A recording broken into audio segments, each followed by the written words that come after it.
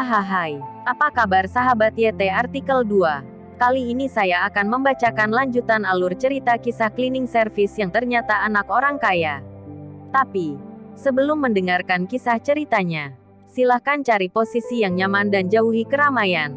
Dan jangan lupa pasang headsetnya.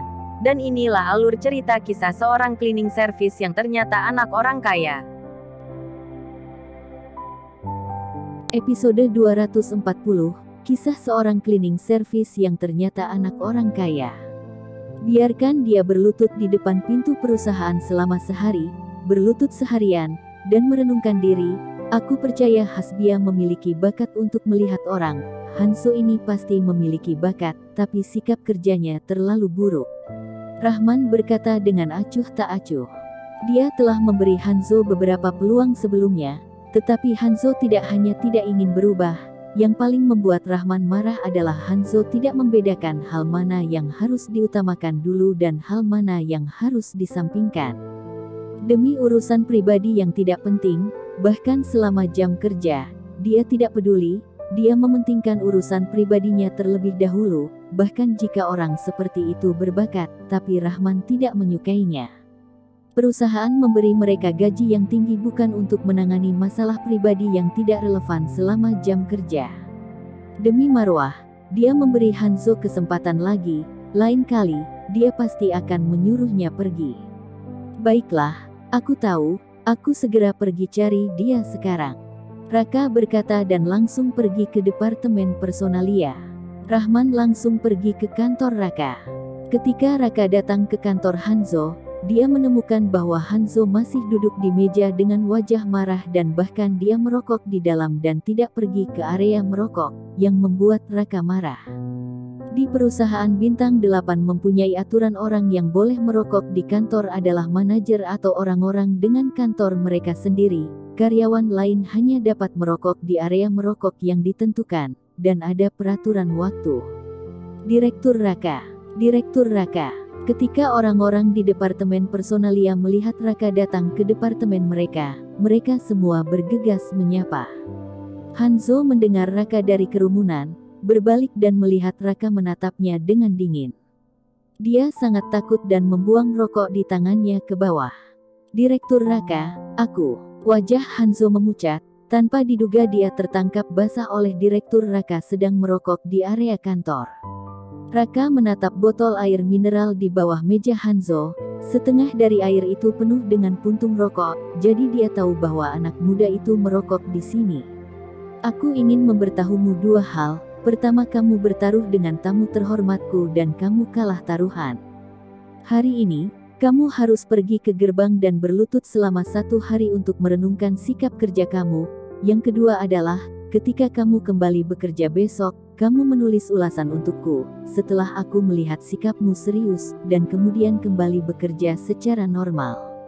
Raka berkata dengan dingin, tentu saja, kamu juga bisa pergi, tapi aku bisa memberitahumu dengan pasti, jika kamu tidak berlutut sepanjang hari-hari ini dan pergi lagi, kamu jangan berharap bisa mencari pekerjaan tetap di seluruh Yuzoda, bahkan di seluruh wilayah barat daya. Aduh, begitu kata Raka keluar, seluruh orang di kantor departemen personalia ketakutan. Menyuruh wakil manajer mereka Hanzo berlutut di gerbang selama sehari, dan jika Hanzo menolak untuk berlutut, dia akan dihalangi. Siapa yang sudah disinggung Hanzo, bagaimana dia bisa membuat Direktur Raka mengatakan kata-kata marah seperti itu? Hanzo terkejut, dia tidak menduga Raka berbicara untuk menggantikan Rahman. Sebenarnya Rahman tamu terhormat seperti apa di mata Raka? Direktur Raka, aku. Hanzo sangat ragu, tetapi juga sangat terkejut. Apakah dirinya harus berlutut atau tidak? Jika berlutut, dirinya akan kehilangan muka. Setelah itu dirinya tidak dapat mengangkat kepala lagi di departemen personalia.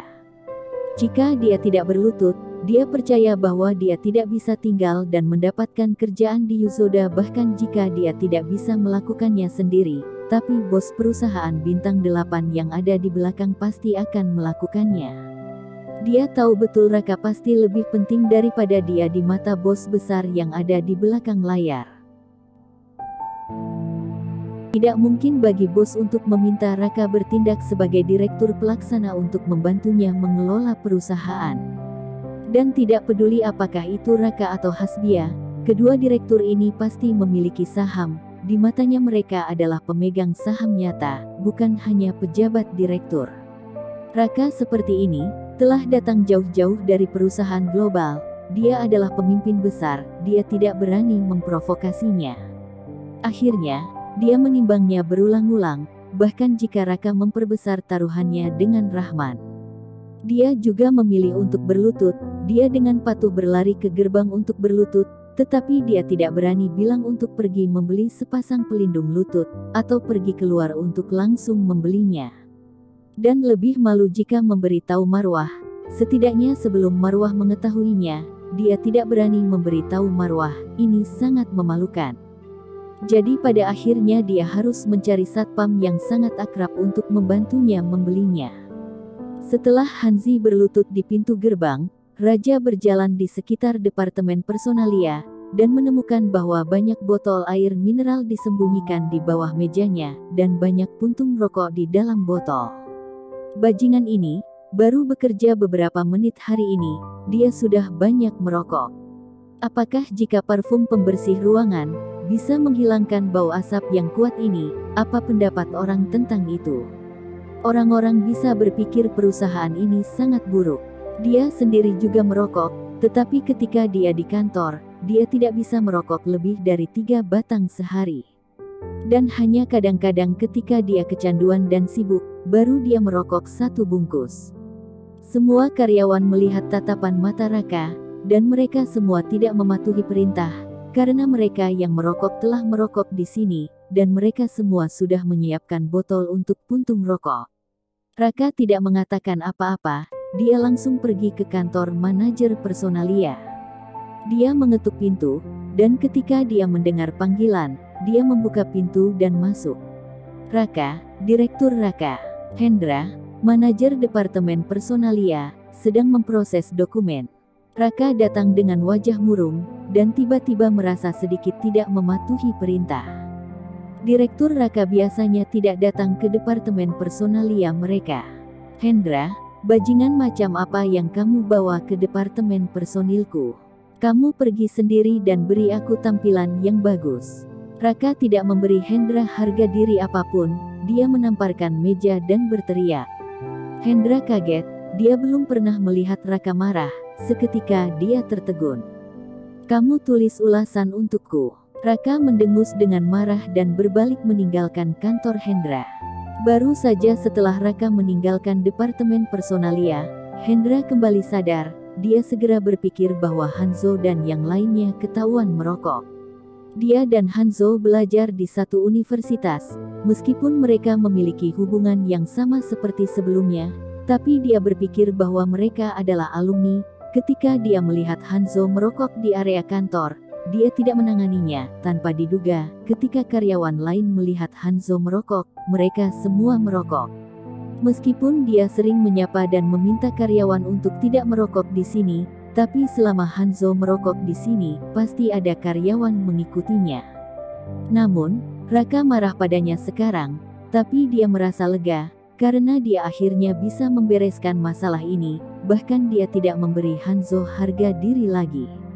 Dan wakil manajer Hanzo, ketika Hendra keluar dan melihat bahwa semua orang ada di sana, lalu Hanzo tidak ada di sana dan dia bertanya. Baru saja Direktur Raka memintanya pergi ke gerbang dan berlutut selama sehari. Seseorang berkata, kenapa? Hendra terkejut, dia berlutut selama sehari, tetapi dia langsung memotong martabatnya. Sebenarnya kesalahan apa yang dilakukan Hanzo? Bahkan jika dia membuat kesalahan, dia tidak perlu berlutut selama sehari. Dengar-dengar bahwa dia bertaruh dengan tamu terhormat Direktur Raka dan kalah. Kemudian Direktur Raka datang dan memintanya untuk memenuhi janji taruhannya. Seorang karyawan berkata. Hendra tertegun. Tamu terhormat Direktur Raka. Punya jabatan apa tamu terhormat Direktur Raka? Jika punya waktu, dia harus bertanya pada Hanzo. Jika Hanzo menyinggung tamu terhormat Direktur Raka, maka ini semua sudah berakhir. bersambung.